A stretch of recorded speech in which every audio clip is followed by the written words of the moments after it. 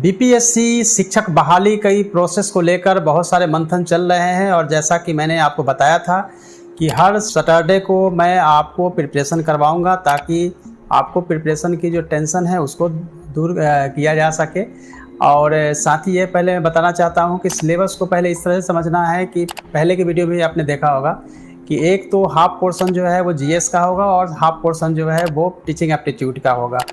तो पीआरटी हो या फिर टीजीटी हो या फिर पीजीटी हो, तीनों ही लेवल पे पीआरटी, टीजीटी और पीजीटी तीनों के अलग अलग लेवल हैं और उसके हिसाब से क्वेश्चंस का जो स्टैंडर्ड है उसके हिसाब से भी हो सकता है। और साथ ही ये भी हो सकता है कि क्वेश्चन के साथ साथ आप देखें कि जहाँ भी सब्जेक्ट स्पेसिफिक हो सकता है, जैसे कि पीजीटी है तो सब्जेक्ट स्पेसिफिक क्वेश्चंस पूछे जा सकते हैं।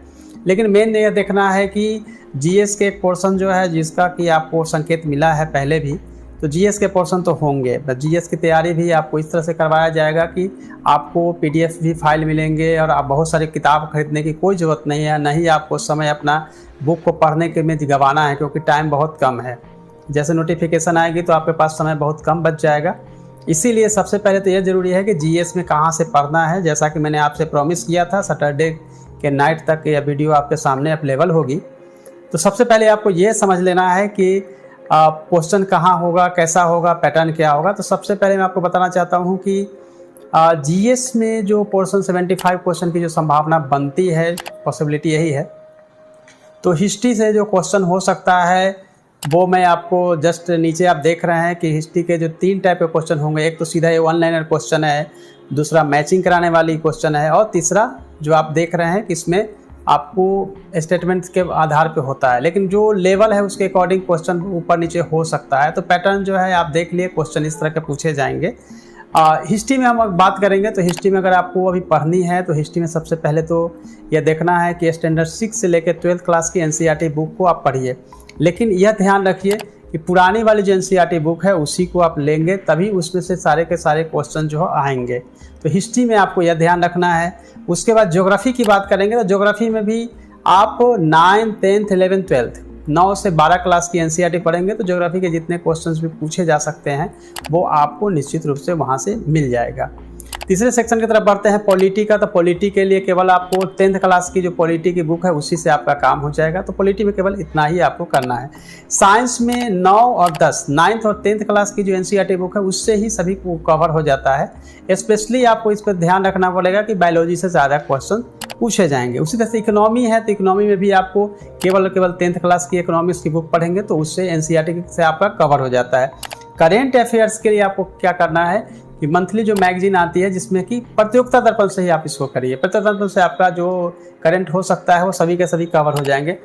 चूँकि बीपीएससी एग्जाम में तो बिहार स्पेशल की भी संभावना है कि बिहार से संबंधित कुछ क्वेश्चंस पूछे जाएंगे जो 5-7 हो सकता है। तो बिहार स्पेशल के इम्तियाज अहमद सर की बुक है उससे आप देख सकते हैं, केबीसी नैनो की बुक है उससे आप कर सकते हैं, क्राउन पब्लिकेशन की बुक है उससे आप कर सकते हैं। और लास्ट में आप देखेंगे कि रीजनिंग और मैथ के भी कुछ क्वेश्चंस आपके मानसिक योग्यता परखने के लिए, आईक्यू को देखने के लिए हो सकता है।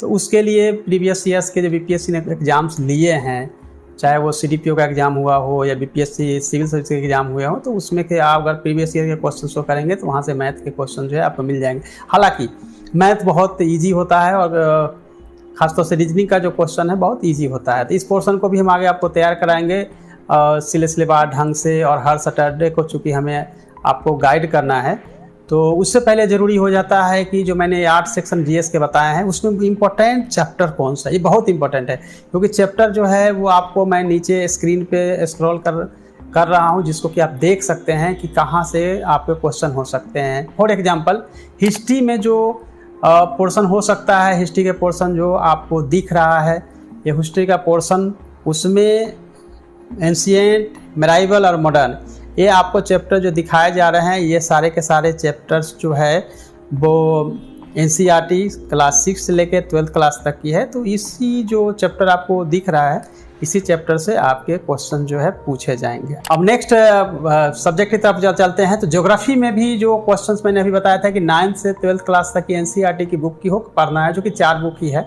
उसमें भी खास तौर से अगर आप फोकस करना है तो इंडिया का फिजिकल ज्योग्राफी जो 9th क्लास की है उसको अगर करेंगे, या वर्ल्ड की फिजिकल ज्योग्राफी, उसी से मैक्सिमम क्वेश्चन जो है आने की पॉसिबिलिटी है, तो उसको आप कर सकते हैं। अब उसमें भी जो चैप्टर हो सकता है वो चैप्टर मैं आपको बता रहा हूँ कि कौन सा चैप्टर होगा, तो आप देखिए ध्यान से। ये चैप्टर आप जैसा कि आप देख रहे हैं कि एनसीईआरटी के जो चैप्टर हैं उसी को आपको बताया जा रहा है। इस चैप्टर को गौर से देखिए, स्क्रीनशॉट भी ले लीजिए, ये इम्पोर्टेंट चैप्टर हैं। अब तीसरी बात करते हैं हम पॉलिटी की। तो पॉलिटी में भी जो चैप्टर है, मैंने जैसा कि आपको बताया था कि 10th क्लास की एनसीईआरटी काफ़ी होती है और इसमें ज़्यादा तैयारी करने की ज़रूरत नहीं है, आप सभी अवेयर होंगे कॉन्स्टिट्यूशन से। तो उसको भी देखने के लिए आप पॉलिटी के जो इम्पोर्टेंट चैप्टर्स हैं आप इसको देखिए। आपको दिख रहा है ये चैप्टर महत्वपूर्ण है, ज़रूरी हो तो आप नोट डाउन कर लीजिए, उसको स्क्रीनशॉट ले लीजिए, और ये जो इम्पोर्टेंट पॉलिटी के चैप्टर हैं उससे आप इसकी तैयारी करते रहिए। अब चौथे हम साइंस की तरफ बढ़ते हैं। साइंस में भी जैसा कि मैंने बताया था 9th और 10th क्लास की एनसीईआरटी से आपका काम हो जाएगा, लेकिन उसमें खास तौर से फोकस करना है बायोलॉजी में। बायोलॉजी में भी खास तौर से फोकस करना है, जो ह्यूमन बॉडी से जुड़े हुए डिजीज है या जो भी अंग है उसके बारे में आपको पूरी जानकारी जो है यहाँ से लेनी पड़ेगी। खासतौर से कौन कौन सा चैप्टर हो सकता है उसको आप देखिए।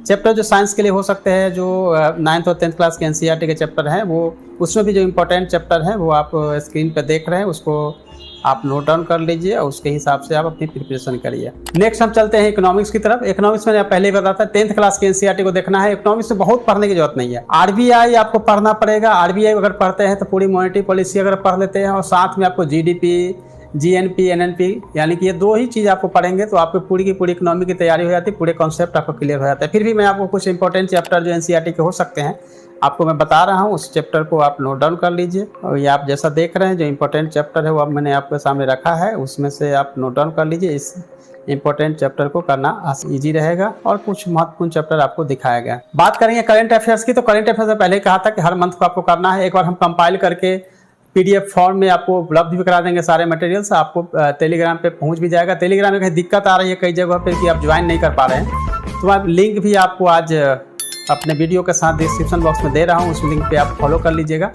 तो नेक्स्ट वीक सैटरडे से आपके पास मटेरियल भी पीडीएफ के फॉर्म में आपको हम अवेलेबल कराएंगे, जहाँ से आप इसकी तैयारी कर सकते हैं। बिहार स्पेशल के लिए भी आपको अभी कुछ नहीं करना है। बिहार स्पेशल के लिए भी जो एमसीक्यू हो सकते हैं, जो मटेरियल होंगे वो भी हम आपको प्रोवाइड कराएंगे। मैथ के और रीजनिंग के लिए भी प्रोवाइड कराएंगे। यानी पूरा का पूरा जो 8 सेक्शन हो सकता है, टोटल 8 सेक्शन जहाँ से क्वेश्चन पूछे जा सकते हैं, उसकी जीएस की पूरी तैयारी जो है हम आपको करवाएंगे। और नेक्स्ट सैटरडे में हिस्ट्री से स्टार्ट करेंगे। हिस्ट्री में बताएंगे कैसे कैसे आपको प्रिपरेशन करनी है। उसकी पीडीएफ की जो है वो पूरे मटेरियल की पीडीएफ आपको टेलीग्राम पे अवेलेबल होगा। यानी कि आपको बुक अगर लेनी है, जो मैंने सजेस्ट किया आपको एनसीईआरटी के बुक्स और दूसरे बुक्स लेनी है तो ले सकते हैं, नहीं भी लेते हैं तो मैं आपको पीडीएफ के फॉर्म में आपको मटेरियल देता जाऊंगा। हर सैटरडे आप अपनी तैयारी करेंगे, लेकिन किसी भी हालत में अपनी तैयारी को कमज़ोर नहीं करना है, क्योंकि आप सब जानते हैं कि पीआरटी, टीजीटी और पीजीटी तीनों जो अलग अलग स्टेज है, तीनों ही क्लास के लिए, जो कि पीआरटी के लिए प्राइमरी है और फिर माध्यमिक के लिए टीजीटी है और पीजीटी जो है सो 10+2 के लिए है। तो 10+2 में आपको ये देखना पड़ेगा कि वहाँ पर सब्जेक्ट स्पेसिफिक है तो वहाँ भी उसकी तैयारी होगी, तो उसके लिए हम बाद में आपको बताएंगे। या फिर टीजीटी के लिए भी अगर साइंस और सोशल साइंस हो जाता है, एसएसटी हो जाता है, तो उसकी भी अलग से हम आपको बताएंगे कैसे आपको तैयारी करनी है। नेक्स्ट जो सैटरडे आएगी उसमें मैं आपको टीचिंग एप्टीट्यूड में कहाँ से पढ़ना है, कितना पढ़ना है, कौन सा चैप्टर हो सकता है, डिटेल्स डिस्कशन जो है आपके साथ करेंगे, तो आप उसकी तैयारी कर पाएंगे। अभी आपके पास जो 1 वीक का समय बचा हुआ है उसमें केवल जो मैंने बताया है उसको आप रीड करना शुरू करिए, क्योंकि नेक्स्ट वीक से आपके सामने हम पढ़ाना और उसके मटेरियल भी उपलब्ध कराना शुरू कर देंगे, ताकि आपकी जो तैयारी है वो प्रॉपर होती रहे दोनों ही लेवल पे। जो नियोजित शिक्षक पहले से हो चुके हैं उनके लिए भी कि वो रेगुलर वेतनमान मिले और रेगुलर उनको सारे लाभ मिले, उसके लिए भी, और जो नए हैं जिनको कि पीआरटी, टीजीटी, पीजीटी में उनको एग्जाम देना है बीपीएससी द्वारा जो आयोजित की जाएगी, तो उनकी भी तैयारी, तो दोनों को साथ ही लेके चलेंगे। दोनों की अलग अलग तैयारी नहीं होती है, लेकिन जैसे ही नोटिफिकेशन आ जाएगा, डिटेल्स सिलेबस आ जाएगी, क्या पैटर्न वगैरह होगा, तो उसके अकॉर्डिंग फिर उसको हम चेंज कर सकते हैं। चलिए, तो आप तो अपनी तैयारी करते रहिएगा। जो भी आपको दिक्कतें आ रही है, कोई परेशानी आ रही है या कोई उलझन हो रही है, तो आप उस क्वेरी को आप डिस्क्रिप्शन में जरूर दीजिएगा, उसके अकॉर्डिंग हम आपको आगे गाइड करते रहेंगे। चूंकि अभी नोटिफिकेशन नहीं आई है इसलिए हम सैटरडे करा रहे हैं आपको।